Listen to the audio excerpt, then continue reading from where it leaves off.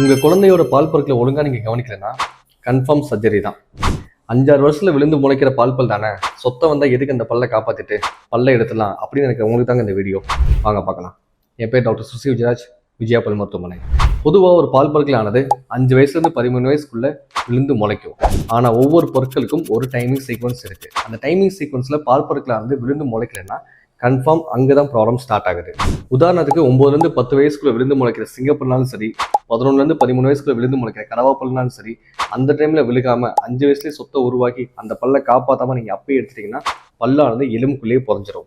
அதுக்கப்புறம் நீங்கள் 15 வயசுக்கு மேலே கிளிப் போட்டு நினச்சிங்கன்னா அந்த பற்களை நம்ம சர்ஜரி பண்ணி எடுத்து தான் கிளிப் போட்டு வெளியே கொண்டு வர முடியும். சம்டைம்ஸ் இந்த எக்ஸ்ரே பாருங்கள், இந்த எக்ஸ்ரேல பல்லானது படுத்துருக்கு.